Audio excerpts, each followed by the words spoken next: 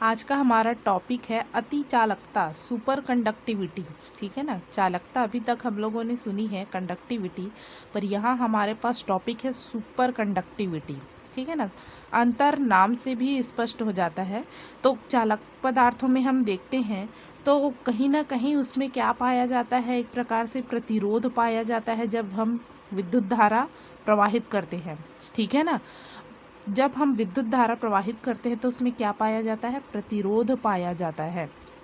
और ये प्रतिरोध का कारण भी हम लोगों ने देखा है कि इलेक्ट्रॉन जो है वो किससे टकराता है, इलेक्ट्रॉन परमाणुओं से टकराता है और उनके इलेक्ट्रॉनों को मुक्त करता है। इस कारण जो है प्रतिरोध पाया जाता है। परंतु अति चालकता ऐसी स्थिति है धातुओं एवं मिश्र धातुओं की जिसमें प्रतिरोध शून्य हो जाता है। ठीक है ना। अर्थात कोई पदार्थ जो है अति चालक बन जाता है, चालक से ज़्यादा अति चालक। ठीक है ना। उसमें प्रतिरोध शून्य हो जाता है। तो ये स्थिति कैसे प्राप्त होती है देखते हैं। ठीक है ना। तो सन 1911 में नीदरलैंड के वैज्ञानिक केमरलिंग ओन्स, ठीक है ना, 1911 में नीदरलैंड के वैज्ञानिक केमरलिंग ओन्स ने अति चालकता के बारे में जो है बताया। इसके अनुसार ये स्थिति कैसे प्राप्त होगी, तो ये स्थिति हमको ताप में परिवर्तन करने से प्राप्त होगी। अब बढ़ाएंगे कि कम करेंगे आगे देखते हैं। ठीक है ना। तो जब हम कोई पदार्थ लेते हैं और ताप में परिवर्तन करते हैं तो उसके प्रतिरोधकता में असामान्य परिवर्तन होता है। ठीक है ना। कैसे परिवर्तन करें ताप में, अब ताप का मान यदि कम करते जाते हैं तो प्रतिरोधकता का मान भी कम होता जाता है। ठीक है ना। ताप का मान क्या करते हैं, कम करते हैं, तो प्रतिरोधकता का मान भी कम होता जाता है।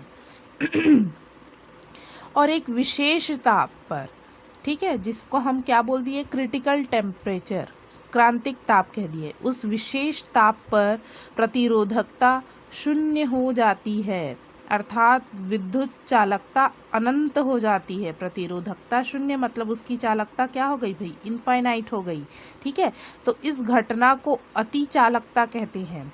क्या कहते हैं, इस घटना को अति चालकता कहते हैं तथा उस पदार्थ को कहते हैं अति चालक पदार्थ। ठीक है। और उस पदार्थ को क्या कहते हैं, अति चालक पदार्थ। पुनः देखते हैं हम क्या करते हैं, कोई भी पदार्थ लेते हैं उसके तापमान को कम करते जाते हैं। ठीक है ना। और एक विशेष तापमान जिसको क्या कहते हैं, क्रांतिक तापमान, उस पर जो है प्रतिरोधकता शून्य हो जाती है। ठीक है ना। अर्थात हम कह सकते हैं कि विद्युत चालकता अनंत हो जाती है। इस घटना को अति चालकता कहते हैं और उस पदार्थ को अति चालक पदार्थ कहते हैं। ये जो है बहुत निम्न ताप पर होता है। ठीक है ना। जिसको हम केल्विन में दर्शाए हैं, उसका भी एक कारण है केल्विन में दर्शाने का। तो निम्न ताप पर देखो, कितने निम्न ताप पर, 0.1 केल्विन से 10 केल्विन। ये तो इसमें यदि केल्विन में देख रहे हैं तो अरे उतना कम ताप नहीं है ऐसा फील हो रहा है। ठीक है ना। परंतु उसको मैंने डिग्री सेल्सियस में दर्शाया है। ठीक है ना, कि हमको पता चले कि कितना कम कर रहे हैं हम तापमान। तो पारा जो है 4.153 केल्विन पर जो है अति चालक बन जाता है। उसको डिग्री सेल्सियस में देखो, -269.007 डिग्री सेल्सियस। देखो माइनस में इतना कम। टीन का है 3.72 केल्विन और डिग्री सेल्सियस में -269.444 डिग्री सेल्सियस। नाइयोबियम का है 9.2 केल्विन, -263.96 डिग्री सेल्सियस। हीलियम का है 2.19 केल्विन और इसका है डिग्री सेल्सियस में -270.97 डिग्री सेल्सियस। ठीक है। इतना कम करना पड़ेगा तापमान, तब जाके क्या होगा, जो पदार्थ है, धातु और मिश्र धातु है, वो जो है किसकी भांति व्यवहार करेंगे, अति चालक। प्रतिरोधकता बिल्कुल शून्य हो जाएगी। ठीक है ना। तो परिभाषा देखते हैं। एक नियत ताप पर कुछ धातुओं एवं मिश्र धातुओं की प्रतिरोधकता समाप्त हो जाती है तथा वे पूर्णतः चालक हो जाते हैं। इस घटना को अतिचालकता कहते हैं तथा ये पदार्थ अतिचालक कहलाते हैं। ठीक है ना। इस पदार्थ को क्या कहते हैं, अतिचालक कहते हैं। देखते हैं हम तापमान और प्रतिरोध के बीच ग्राफ को अब। ठीक है ना। तो मैंने यहाँ तापमान और प्रतिरोध R के बीच ग्राफ खींचा है। तापमान केल्विन में है, प्रतिरोध जो है ओम में है। मैंने क्या किया, यहाँ तापमान बहुत अधिक था, मैंने धीरे धीरे कम करने का प्रयास किया। तापमान जो है इस ओर जा रहा है, मतलब कम हो रहा है, ठीक है ना। तो देखो प्रतिरोध का मान भी नीचे गिरता जा रहा है। तो देखिए यहाँ तापमान कम कर रहे हैं तो प्रतिरोध का मान भी धीरे धीरे कम हो रहा है। और अचानक एक तापमान ऐसा आया जिसमें प्रतिरोध क्या हो गया, शून्य हो गया, अचानक से शून्य हो गया, ठीक है। इस ताप को ही हम क्या कहेंगे, क्रांतिक ताप, ठीक है ना। जहाँ जो है प्रतिरोध का मान क्या हो गया, शून्य हो गया, ठीक है। उस ताप को हम कहते हैं क्रांतिक ताप, ठीक है। इसका कारण क्या हो सकता है, तो एग्जैक्ट कारण जो है वैज्ञानिक नहीं ढूंढ पाए हैं, फिर भी उन्होंने बताया है कि अतिचालकता की स्थिति में इलेक्ट्रॉन एक क्षीण आकर्षण बल लगता है। इलेक्ट्रॉनों पर क्या लगता है, क्षीण आकर्षण बल लगता है, जिसके कारण ये युग्मों का निर्माण करते हैं। अब सभी को पता है इलेक्ट्रॉन के पेयर कैसे बनते हैं, ठीक है ना। मैंने यहाँ थोड़ा एग्जाम्पल के रूप में दर्शाया है। सोडियम परमाणु का परमाणु क्रमांक होता है 11। यदि उसको अहोभाव सिद्धांत के अनुसार दर्शाएं तो इस प्रकार होगा कितने इलेक्ट्रॉन है, 1 2 3 4 5 6 7 8 9 10 11, ठीक है। तो यहाँ देखो ये सभी पेयर में है, मतलब इलेक्ट्रॉन युग्मित हैं, ठीक है ना।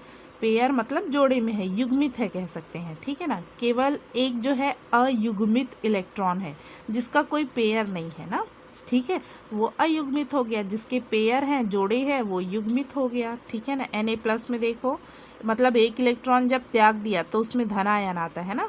तो एक इलेक्ट्रॉन त्याग दिया तो कितने इलेक्ट्रॉन, 10 इलेक्ट्रॉन, तो सभी इसमें पेयर में है, युग्मित है, ठीक है ना। तो युग्मित मतलब समझिए कि सभी पेयर में बन जाते हैं। तो हमारे पास अतिचालकता की स्थिति में इलेक्ट्रॉनों पर एक क्षीण आकर्षण बल लगता है जिसके कारण ये युग्मों का निर्माण करते हैं। किसका निर्माण करते हैं, इलेक्ट्रॉन पेयर का, ठीक है, युग्मों का निर्माण करते हैं, जिस पर धन आयनों के कंपन का कोई प्रभाव नहीं पड़ता, ठीक है। ये इस प्रकार से युग्मित हो जाते हैं कि धन आयनों के कंपन का कोई प्रभाव नहीं पड़ता, जिससे युग्मित मुक्त इलेक्ट्रॉन धन आयनों से बिना टकराएंगे तो क्या होगा, प्रतिरोध होगा। बिना टकराए गति करते हैं, मतलब प्रतिरोध क्या हो गया है जी, शून्य हो गया है, ठीक है ना। इसको हम क्वांटम यांत्रिकी के आधार पर प्रदर्शित भी कर सकते हैं। यदि पदार्थ के ताप को पर्याप्त रूप से कम रखा जाए तो युग्मित इलेक्ट्रॉन बिना टक्कर के गति कर सकते हैं, ठीक है ना। क्वांटम यांत्रिकी के अनुसार से हम सिद्ध भी कर सकते हैं कि यदि युग्मित इलेक्ट्रॉनों को पर्याप्त रूप से क्या रखा जाए, तापमान को कम रखा जाए, तो वो बिना टक्कर के गति करते हैं। बिना टक्कर के गति किए मतलब प्रतिरोध शून्य हो गया और विद्युत चालकता बहुत अधिक हो गई, इसलिए क्या कहते हैं, अति हो गया, चालकता की अति, इसलिए क्या कहते हैं, इसको अति चालकता कहते हैं, ठीक है ना। इसका उपयोग कहाँ कहाँ है देखते हैं तो प्रबल विद्युत चुंबकों के निर्माण में, विद्युत धारा प्रवाह करके हम, क्योंकि विद्युत धारा के प्रवाह से क्या उत्पन्न होता है, आसपास चुंबकीय क्षेत्र उत्पन्न हो जाता है, ठीक है ना। तो हम प्रबल विद्युत चुंबकों का निर्माण कर सकते हैं इससे, ठीक है। कण भौतिकी तथा द्रव्य विज्ञान के अनुसंधान कार्य में भी अतिचालकता का उपयोग होता है।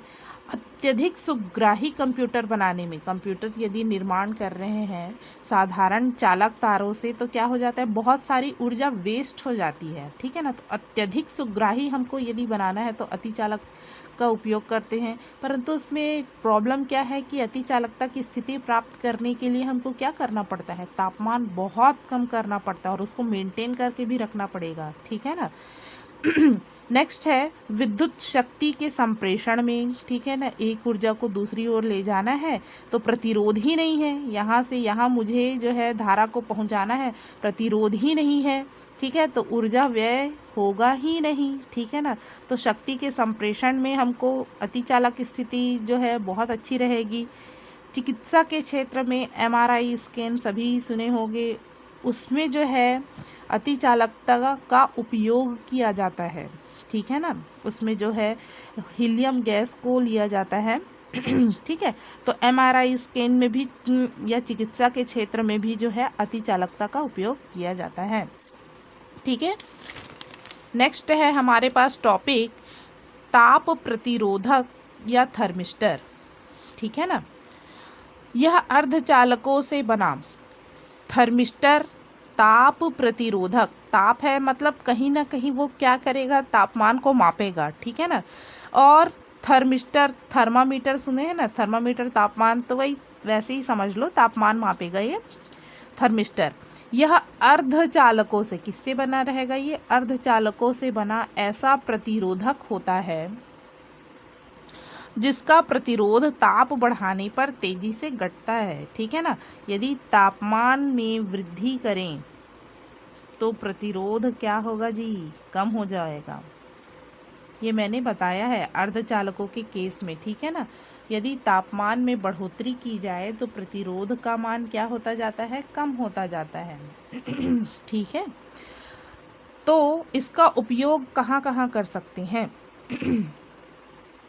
प्रतिरोध को स्थिर बनाए रखने में, कोई साधारण जो है तार लेते हैं हम, ठीक है ना, उसमें लगातार विद्युत धारा प्रवाहित हो रही है तो वो गर्म हो जाता है।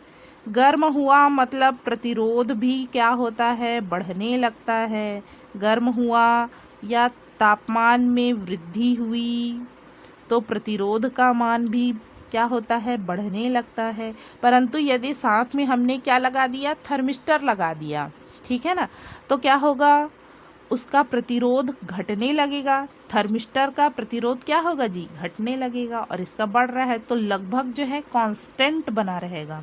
ठीक है ना।